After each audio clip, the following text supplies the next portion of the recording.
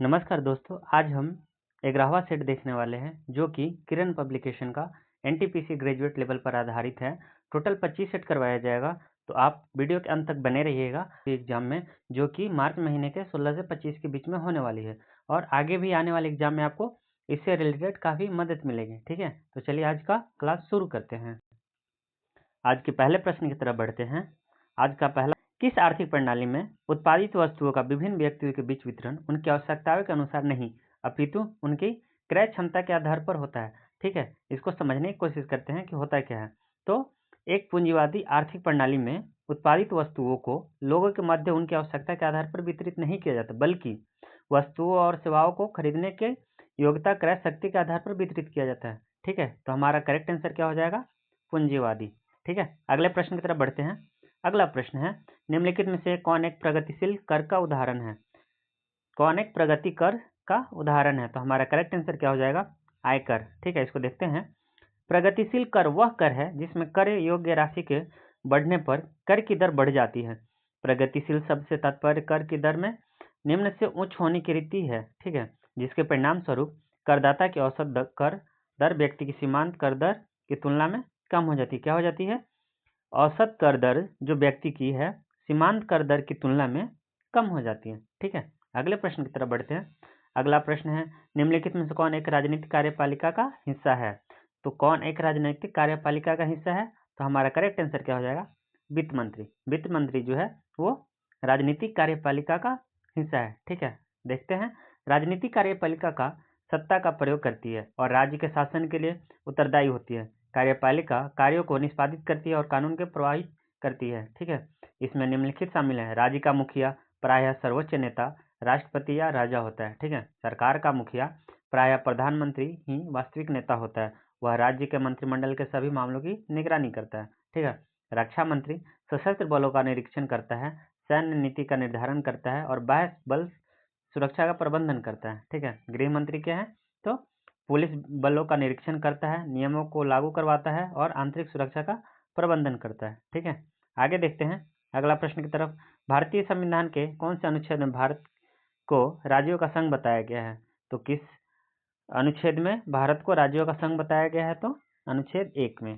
किसमें बताया गया है? अनुच्छेद 1 में बताया गया है कि भारत राज्यों का संघ है।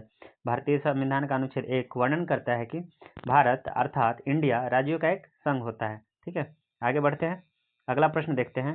इस संविधान संशोधन में के प्रस्तावना में समाजवाद तथा धर्मनिरपेक्षता को जोड़ा गया था। तो हमारा करेक्ट आंसर क्या हो जाएगा? 42वां संविधान संशोधन 1976। 42वां संविधान संशोधन अधिनियम 1976 के द्वारा भारतीय संविधान की प्रस्तावना में संशोधन किया गया और इसमें वर्णित शब्द प्रभु संपन्न लोकतांत्रिक गणराज्य में संशोधन करके इसे प्रभुत्व संपन्न समाजवादी धर्मनिरपेक्ष लोकतांत्रिक गणराज्य के रूप में प्रस्तुत किया गया। ठीक है, अगला प्रश्न देखते हैं। भारतीय संविधान में कितने प्रकार के रिट प्रवेश या समादेश है? इसको देखते हैं। इसका करेक्ट आंसर क्या हो जाएगा? 5। कितने प्रकार के हैं? तो 5 प्रकार के हैं। ठीक है, कैसे? भारतीय संविधान सर्वोच्च न्यायालय को संविधान के भाग 3 के तहत अनुच्छेद 32 द्वारा प्रदत्त किसी भी मौलिक अधिकार को लागू करवाने के लिए रिट जारी करने की शक्ति प्रदान करता है। रिट 5 प्रकार के होते हैं। कौन कौन से? बंदी प्रत्यक्षीकरण, परमादेश, प्रतिषेध, उत्प्रेषण और अधिकार परीक्षा रिट। ठीक है, कितने प्रकार के होते हैं? 5 प्रकार के होते हैं। आगे देखते हैं। अगला प्रश्न है, निम्नलिखित का मिलान कीजिए शब्द और खेल से। शब्द और खेल को मिलान करना पे है यहाँ पे। तो कैसे कैसे हो जाए? मार्क्सवादी सिद्धांत किससे है? तो वर्ग संघर्ष से। ठीक है, मार्क्सवादी सिद्धांत वर्ग संघर्ष से है। यथार्थवादी सिद्धांत शक्ति से है और खेल सिद्धांत प्रतिफल से है। खेल सिद्धांत प्रतिफल से है। दोस्तों, आपको वीडियो अच्छी लग रही हो तो चैनल को सब्सक्राइब कर दीजिएगा, वीडियो को लाइक करके अपने दोस्तों तक भी शेयर कर दीजिएगा, जिससे आने वाले एग्जाम में उनको भी काफ़ी मदद मिलेगी। अगला प्रश्न देखते हैं। भारतीय संविधान को क्वासी फेडरल किसने बताया था? भारतीय संविधान को क्वासी फेडरल किसने बताया था? तो इसका करेक्ट आंसर हो जाएगा केसी वेयर। किसने कहा था? केसी वेयर ने। केसी वेयर ने 1951 की अपनी कृति फेडरल गवर्नमेंट में भारतीय संविधान को क्वासी फेडरल के रूप में वर्णित किया था। उन्होंने टिप्पणी की थी कि गौण एकात्मक विशेषता वाले संघर्षीय राज्य की तुलना में भारतीय संघन गौण संघीय विशेषता के साथ एक एकात्मक राज्य है। ठीक है, अगला प्रश्न देखते हैं। प्राचीन भारत में कितने महाजनपद थे? कितने थे? 16 महाजनपद थे। कौन कौन से थे? काशी, कौशल, अंग, मगध, वज्जी, मल, चेदी, वत्स, कुरु, पंचाल, मक्ष, सूरसेन, अशक, अवंती, गांधार और कंबोज। ठीक है, कितने थे? 16 थे। आगे बढ़ते हैं, अगला प्रश्न देखते हैं। भक्ति आंदोलन किस शताब्दी में शुरू हुआ था? भक्ति आंदोलन किस शताब्दी में शुरू हुआ था? तो 7वीं शताब्दी में शुरू हुआ था। आइए इसको देखते हैं। भक्ति आंदोलन आध्यात्मिक भक्तिपूर्ण प्रवृत्ति से संबंधित है, जो पुरानी रीति रिवाज हिंदुओं के रूप में उभरा। इसकी उत्पत्ति 7वीं शताब्दी के दौरान तमिलनाडु में हुई थी और उसके बाद यह कर्नाटक, महाराष्ट्र में फैल गया। 15वीं शताब्दी ईस्वी तक यह उत्तर पूर्वी भारत के लगभग सभी भागों में फैल गया था। ठीक है, आगे बढ़ते हैं, अगला प्रश्न देखते हैं। प्रसिद्ध यात्री फिर आया था तुगलक वंश, फिर आया था लोधी साम्राज्य। कैसे हो गया? तो पहले एक आया था, फिर 3 और 2 आया था। ठीक है, पहले खिलजी साम्राज्य आया था, फिर तुगलक साम्राज्य आया था, फिर लोधी साम्राज्य आया था। ठीक है, आगे बढ़ते हैं। भारत छोड़ो आंदोलन किस वर्ष से प्रारंभ हुआ था? भारत छोड़ो आंदोलन किस वर्ष से प्रारंभ हुआ था? तो 1942 से। भारत छोड़ो आंदोलन या भारत अगस्त आंदोलन एक राष्ट्रव्यापी आंदोलन है, जिसे 8 अगस्त 1942 को महात्मा गांधी द्वारा अखिल भारतीय कांग्रेस समिति के मुंबई अधिवेशन में आरंभ किया गया था। ठीक है, आगे बढ़ते हैं, अगला प्रश्न देखते हैं। निम्नलिखित में से कौन एक नकदी फसल नहीं है? नकदी फसल इनमें से कौन सी नहीं है? तो नकदी फसल में क्या क्या आता है?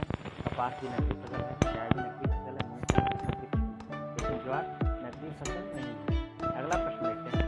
अगला प्रश्न है, पृथ्वी की सतह पर कितना हिस्सा जल से ढका हुआ है? पृथ्वी के कितना हिस्सा जल से ढका हुआ है? तो कितना ढका हुआ है? 2/3। कितना? 2/3। 2/3 हिस्सा जल से ढका हुआ है। ठीक है, लगभग 71%। ठीक है, अगला प्रश्न देखते हैं। निम्नलिखित में से कौन सी नदी को तांगपो नदी कहा जाता है? तांगपो नदी किसको कहा जाता है? तो यह ब्रह्मपुत्र नदी को कहा जाता है। किसको कहा जाता है? तो ब्रह्मपुत्र नदी को कहा जाता है। यारलुंग साम्पो ब्रह्मपुत्र नदी को ऊपरी धारा है। यह धारा कैलाश पर्वत और मानसरोवर झील के दक्षिण पूर्व में है। ठीक है, पश्चिम तिब्बत में आंगासी ग्लेशियर से निकलती है। बाद में यह धारा अरुणाचल प्रदेश से गुजरते हुए पूर्व दक्षिणी तिब्बत घाटी और यारलुंग साम्पो मुख्य दर्रे का निर्माण करती है। ठीक है, आगे बढ़ते हैं, अगला प्रश्न देखते हैं। चुंबी घाटी किस राज्य में स्थित है? चुंबी घाटी किस राज्य में स्थित है? तो यह सिक्किम में है। किस राज्य में है? तो यह सिक्किम में है। अगला प्रश्न देखते हैं। द्वारकोशियों को घेरती है। द्वारकोशिकाएं किसको घेरती है? तो हमारा करेक्ट आंसर क्या हो जाएगा? रंध्र। क्या हो जाएगा? रंध्र। ठीक है, आगे बढ़ते हैं। नर युग्मक को क्या कहा जाता है? नर युग्मक को क्या कहा जाता है? तो शुक्राणु कहा जाता है, और अंडाणु मादा युग्मक को कहा जाता है। आगे बढ़ते हैं, अगला प्रश्न देखते हैं। किस जीवन काल की अवधि में शरीर में ऐसे परिवर्तन होते हैं जिसके परिणाम स्वरूप जनन परिपक्वता आती है? तो यह कब की घटना है? तो किशोरावस्था में। जब बालक किशोरावस्था में प्रवेश करता है तो उसके शरीर में बहुत सारे परिवर्तन होते हैं। ठीक है, आगे बढ़ते हैं, अगला प्रश्न देखते हैं।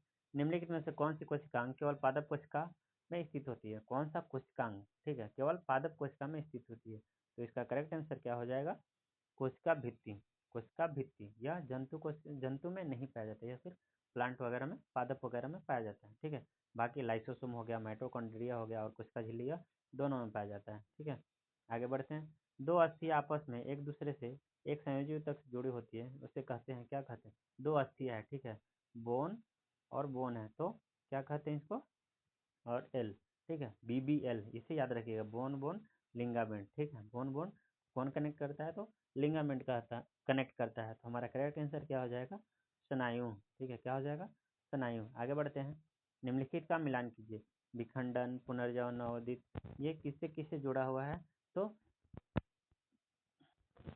विखंडन किसमें होता है? तो अमीबा में होता है। कैसे? दो भागों में टूट जाते हैं। पुनर्जनन किसमें होता है? तो हाइड्रा में होती है। पुनर्जनन हाइड्रा।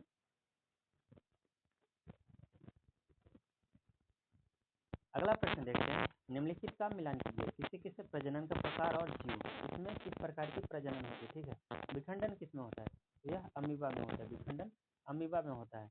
और पुनर्जनन प्लेनेरिया में होता है। ठीक है, पुनर्जनन प्लेनेरिया में होता है। और नवोदित हाइड्रा में होता है। ठीक है, नवोदित हाइड्रा में होता है। अगले प्रश्न की तरफ बढ़ते हैं। हमारा आज का अगला प्रश्न है। सूर्य के प्रकाश को 7 वर्णों में विभाजित कर देता है। सूर्य के प्रकाश को 7 वर्णों में विभाजित कर देता है। कौन कर देता है? तो प्रिज्म करता है। कौन करता है? प्रिज्म करता है। अगला प्रश्न देखते हैं। ठोस से गैस में बदलने की क्रिया को क्या कहा जाता है? ठोस से गैस में बदल रहा मतलब उसको हीट मिल रही है। ठीक है, तो क्या हो जाएगा, ऊर्ध्वपातन। ठीक है, क्या हो जाएगा, ऊर्ध्वपातन। अगर वहीं गैस से ठोस में बदलता तो उसको क्या बोलते हैं हम लोग। अगला प्रश्न देखते हैं, किस तापमान पर जल वाष्प परिवर्तित होता है। किस तापमान पर जल वाष्प में परिवर्तन होता है, तो यह 273 केल्विन पे होता है। किस पे होता है, 273 केल्विन पे होता है।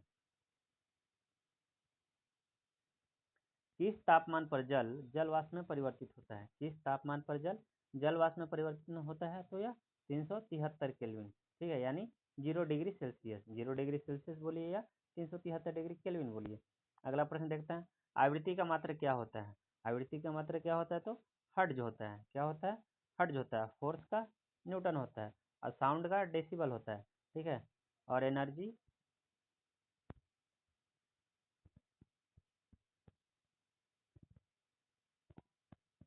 आगे बढ़ते हैं। अगला प्रश्न देखते हैं, पालक में डैश पाया जाता है। पालक में क्या पाया जाता है, तो पालक में ऑक्जेलिक अम्ल पाया जाता है।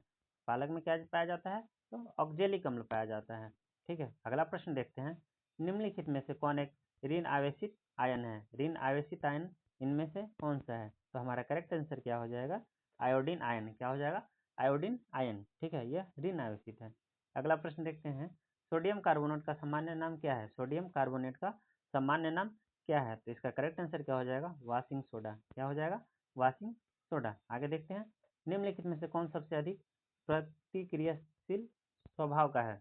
निम्नलिखित में से कौन सबसे अधिक प्रतिक्रियाशील स्वभाव का है, तो हमारा करेक्ट आंसर क्या हो जाएगा, पोटेशियम। क्या हो जाएगा, पोटेशियम। क्षारीय धातु के वर्ग से संबंधित पोटेशियम को अत्यधिक अभिक्रियाशीलता के रूप में जाना जाता है। शुद्ध पोटेशियम एक अत्यंत अभिक्रियाशील धातु है। जल के संपर्क में आने पर यह बैंगनी लपटों के साथ विस्फोटित हो जाता है। ठीक है, अगला प्रश्न देखते हैं, निम्नलिखित में से कौन सा पर्यावरण का एक जैव घटक नहीं है। इनमें से कौन सा पर्यावरण का एक जैव घटक नहीं है, तो मिट्टी। मिट्टी क्या है, पर्यावरण का एक जैव घटक नहीं है। अगले प्रश्न की तरफ बढ़ते हैं। दोस्तों, आपको वीडियो कैसी लग रही है, अगर अच्छी लग रही है तो चैनल को सब्सक्राइब कर दीजिएगा, जिससे आने वाली अगले 14 सेट के वीडियो की लिंक आपके पास पहुंचती रहेगी नोटिफिकेशन के माध्यम से। ठीक है, तो आगे बढ़ते हैं। अगला प्रश्न देखते हैं, किस उद्योग से मुख्य तौर पर अजैव प्रदूषण विरंजक लिकर का उत्पादन होता है। किस उद्योग से मुख्यतः तौर पर अजैव प्रदूषण विरंजक लिकर का उत्पादन होता है, तो हमारा करेक्ट आंसर क्या हो जाएगा। अगला प्रश्न देखते हैं, किस उद्योग से मुख्यतः तौर पर अजैव प्रदूषण विरंजक लिकर का उत्पादन होता है। किस उद्योग से मुख्यतः तौर पर, अगला प्रश्न देखते हैं, किस उद्योग से मुख्य तौर पर अजैव प्रदूषक विरंजक लिकर का उत्पादन होता है। ठीक है, तो किसके किससे होता है, इसको देखने की कोशिश करते हैं। क्या है ऑप्शन में, कागज और लुगदी उद्योग, लोहा तथा स्टील उद्योग, खनन उद्योग। तो हमारा करेक्ट आंसर क्या हो जाएगा, एक हो जाएगा, कागज और लुगदी उद्योग। ठीक है, कागज और लुगदी उद्योग। आगे बढ़ते हैं। अगला प्रश्न देखते हैं, निम्नलिखित में से कौन सी खरीफ फसल नहीं है। निम्नलिखित में से कौन सी खरीफ फसल नहीं है, तो हमारा करेक्ट आंसर क्या हो जाएगा, गेहूँ। गेहूँ जो है वह खरीफ फसल नहीं है, वो क्या है, रबी फसल है। आगे बढ़ते हैं। अगला प्रश्न देखते हैं, निम्नलिखित में से किसने रक्त समूह की खोज की थी। किसने रक्त समूह की खोज की थी, तो कार्ल लैंड स्टीनर। किसने की थी, कार्ल लैंड स्टीनर। ठीक है, अगले प्रश्न की तरफ बढ़ते हैं। बंगाल किसके नेतृत्व में धीरे धीरे मुगल नियंत्रण से अलग हो गया था। बंगाल किसके नेतृत्व में धीरे धीरे मुगल नियंत्रण से अलग हो गया था, तो मुर्शिद कुली खां। किससे, मुर्शिद कुली खां से। ठीक है, अगला प्रश्न देखते हैं। अगला प्रश्न है, निम्नलिखित में से किसका उपयोग सर्च लाइटों में परावर्तक के रूप में किया जाता है। सर्च लाइट में परावर्तक के रूप में निम्नलिखित में से किसका किया जाता है, तो किसका किया जाता है, अवतल दर्पण का किया जाता है। ठीक है, अवतल दर्पण या अभिसारी दर्पण बोलते हैं इसको। ठीक है, आगे बढ़ते हैं। अगला प्रश्न देखते हैं, निम्नलिखित में से कौन सी नदी जास्कर, जयशंकर और लद्दाख पर्वतमाला के बीच बहती है। जास्कर और लद्दाख पर्वतमाला के बीच में कौन सी नदी बहती है, तो इसका हमारा करेक्ट आंसर हो जाएगा सिंधु नदी। कौन सी, सिंधु नदी। आगे बढ़ते हैं। अगला प्रश्न देखते हैं, अशोक के कंधार अभिलेखों की खोज किस वर्ष में की गई थी। अशोक के कंधार अभिलेखों की खोज 1958 में की गई थी। कब की गई थी, 1958 में की गई थी। अगला प्रश्न देखते हैं, और आज के सेशन का लास्ट प्रश्न है, हिमालय पर्वत की सुदूर उत्तरी पर्वतमाला को किस नाम से जाना जाता है। हिमालय पर्वत की सुदूर उत्तरी पर्वतमाला को किस नाम से जाना जाता है, तो हमारा करेक्ट आंसर क्या हो जाएगा, महा हिमालय। क्या हो जाएगा, महा हिमालय। दोस्तों, आगे आने वाले सेशन के लिए चैनल से जुड़े रहिए, चैनल को सब्सक्राइब कर दीजिए, वीडियो को लाइक कर दीजिएगा और अपने दोस्तों तक भी पहुंचा दीजिएगा, जिससे आने वाले एग्जाम में उनको भी काफ़ी मदद मिलेगी। दोस्तों, इस प्रकार की मैंने और भी करेंट अफेयर, स्टैटिक जीके के पोर्शन की वीडियो मैंने अपलोड कर रखा है, तो अगर आप उसे देखना चाहते हैं तो मैं लिंक वीडियो के डिस्क्रिप्शन में दे दूँगा, तो आप उसे ज़रूर देख लीजिएगा।